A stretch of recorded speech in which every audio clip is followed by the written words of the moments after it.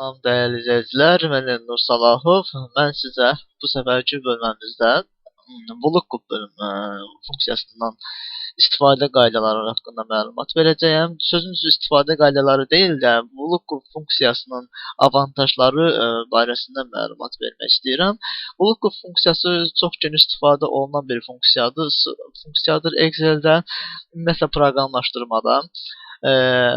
Bu funksiya vasitəsilə demək olar ki, bir çox əməliyyatları siz ümumiyyətlə məlumatları ümumiləşdirə bilərsiniz və funksiyanın verdiyi üstünlük cəhətlərdən biri ondan ibarətdir ki, siz daxil olan kod və yaxud da məhsul adları ilə siz bütün məlumatları, bu barədə olan bütün məlumatları dərhal əldə edə biləcəksiniz. Düzdür, bunun haqqında məsələn date funksiyasından yenə də qeyd edilən kimi filtrləmədə də istifadə oluna bilər. Müəyyən funksiyalar var ki, bunu Excel-də yerinə yetirilə bilər, amma ən işlənci, ən asan yolu, belə deyim, ən çox işlənən variantı Lookup funksiyasıdır. Keçək bu funksiyanın xüsusiyyətinə. Funksiyanın, məsələn, Lookup funksiyasını mən buraya yazmışam. Siz buraya, məsələn, verilənlər bazası yaza bilərsiniz və yaxud da, belə deyim, məlumat bazası adını da daha doğrusu dəyişib məlumat bazası da qeyd edə bilərsiniz. Gördüyünüz kimi mənim cədvəlimdə kodlar var, nümayəndələr var, firma var, ölkə adları, məhsul adları, qiymət, istehsal tarixi, bitmə tarixi, sayı, cəmi.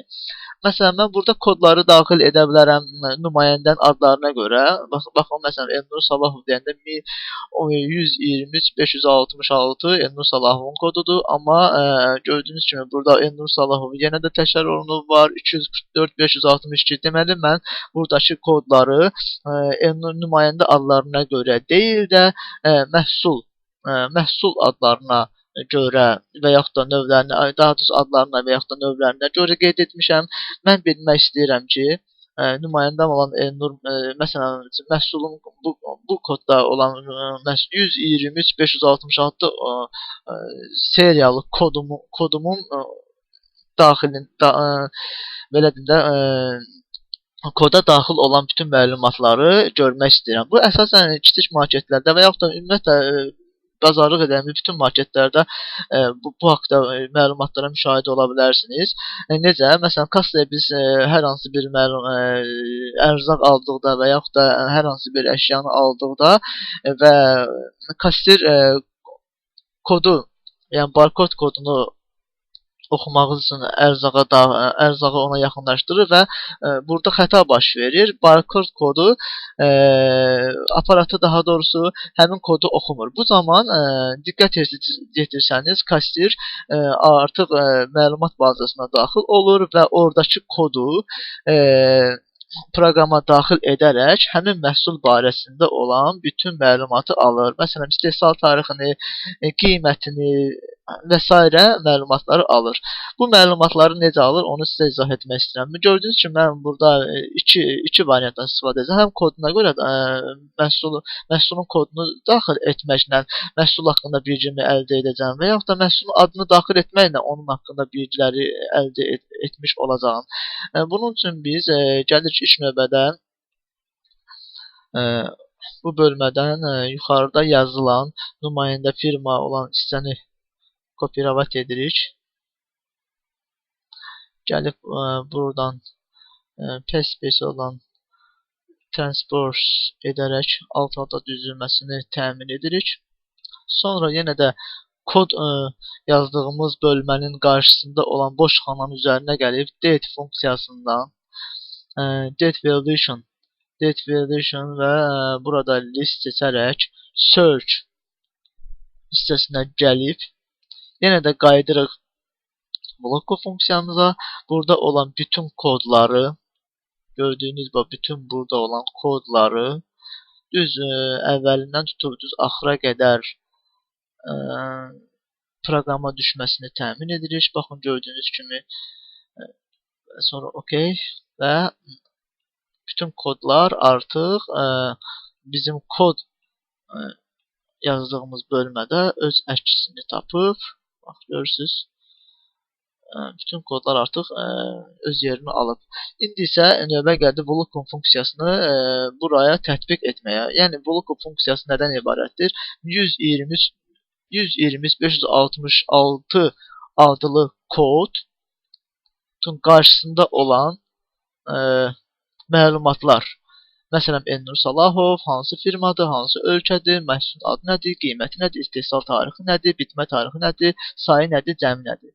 Yəni biz o kodu orada seçərək, daxil edərək kodun qarşısında yazılan bütün məlumatları alt-ba-alt tez düzülməsini və oxunuşumuzu və bizə lazım olan məlumatları oradan cəld şəkildə götürməyimizi təmin edəcək.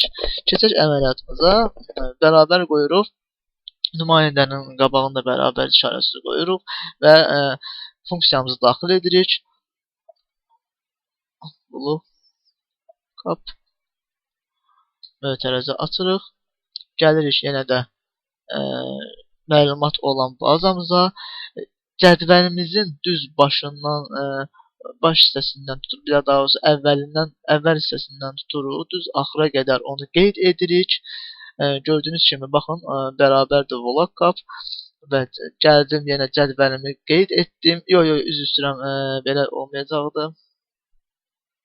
Çox üzr istəyirəm. Belə olmayacaq. Biz ilk öncə bərabər qoyub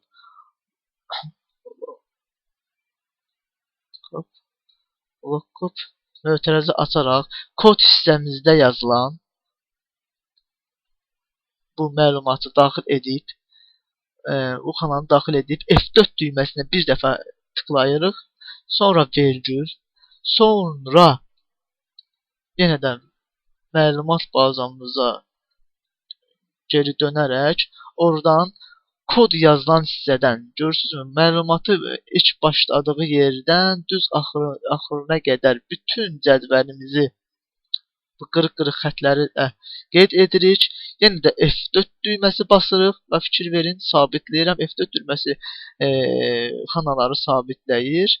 Sonra vergül işarəsi qoyuram. Sonra 2 yazıram. Sonra yenə vergül, sonra 0. Möhtərəzəmizi bağlayıb, OK. Enter düyməsinə toxunaraq biz məlumatlar bazasına gəlməsini təmin edirik. Bax, deməli, gördüyünüz kimi 123.566 nömrəli kodun nümayəndəsi Elnur Salahovdur. Nə baxalım, deməli 123.566 nömrəli Elnur Salahov. Baxın, məsələn, burada 165.448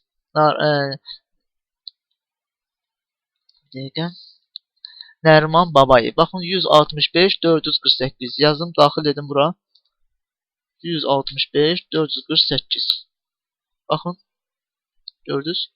Yəni kodu özüm kalkulyatoruna, daha doğrusu klaviaturana daxil edəndə baxın, ad dəyişilir. Sonra biz bu xananı istəyirik ki, bütün məlumatlar alt-ba-alt hamısı bir-bir gəlsin. Yəni kodun qarşısında olan, Nəriman Babayevin qarşısında olan bütün məlumatlar lazım olası xanalara yerləşsin. Bunun üçün biz Nəriman Babayev, daha doğrusu birinci əməliyyat etdiyimiz xananı sağ küncündən tıklayaraq bütün xanaları aşağı çəkirik. Və gördünüz, bütün hamısında məlumatlar eyni oldu. Bu niyə görə belə oldu? Çünki burada biz hal-hazırda bir rəqəmi dəyişməklə o digər məlumatların da düzgün yerinə oturmasını təmin edirik. Və gəlirik firma adlarının üstünə. Burada 2 yazılıbsa, 2-ni pozub 3 edirik. Gördünüzmü? Firmasının adı gəldi. Burada ölkə adında 3 yazırıq, qeyd edirik. Yox, burada 2-yə 3 yazmışdıq, üzr istəyirəm. Burada 4 yazırıq, qeyd edirik. Ölkə adı gəldi. Sonra 5. Sonra 6. Sonra 7.